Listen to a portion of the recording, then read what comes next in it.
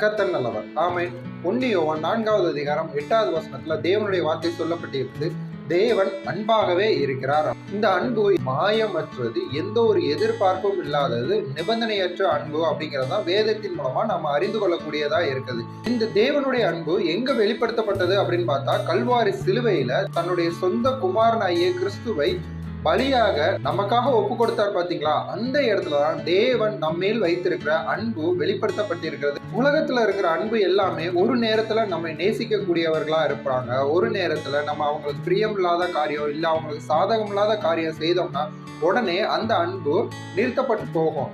இது ஒருவித எதிர்பார்ப்பின் அடிப்படையில வரக்கூடிய அன்பா இருக்கும். இன்னைய காலகட்டத்திலையும் நிறைய வாலிபர்கள் நியாயமான அன்பை தான் நம்பி தங்களுடைய வாழ்க்கையை இழந்து போகிறாங்க. அதனால பின்னாட்கள்ல அவங்க கஷ்டப்படுகிறாங்க. மெய்யான அன்பு அப்படின்னு பார்த்தோம்னா தேவனிடத்திலிருந்து மாத்திரம் தான் நமக்கு கிடைக்கிறதா இருக்கிறது. இல்லைங்க, நீங்க தான் தேவன் அன்பா இருக்கிறார் அப்படின்னு சொல்றீங்க, வேதத்துல அவர் எரிச்சலா இருக்கிறார், அவர் கோபம் உள்ளவரா இருக்கிறார் அப்படின்னு சொல்லி இருக்குதே அப்படின்னு சொல்றீங்களா?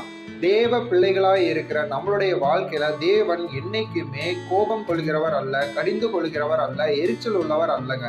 புதிய உடன்படிக்கைக்கு உட்பட்டு இருக்கிற நம்மளுடைய வாழ்க்கையில தேவன் ஏதாவது ஒரு தீமையான காரியங்களை பார்த்தார் அப்படின்னா அதை மன்னிக்கிறவராய் இருக்கிறார். எதன் நிமித்தம்னா சிலுவையில கிறிஸ்து நமக்காக பலியானார் பாத்தீங்களா, அதன் நிமித்தம் தாங்க. அதுக்காக நம்ம வாழ்க்கையில தவறான காரியங்கள் செய்யலாம் அப்படின்னு அர்த்தம் கிடையாது. தேவனுடைய உண்மையான அன்பை நீங்க ருசி பார்த்தீங்கன்னா தேவனுக்கு பிரியமில்லாத காரியத்தை உங்க வாழ்க்கையில நீங்க செய்ய மாட்டீங்க. தேவனுடைய அன்பு உங்களை மனம் திரும்புதலுக்கு ஏதுவாக வழிநடத்தக்கூடியதா இருக்குது.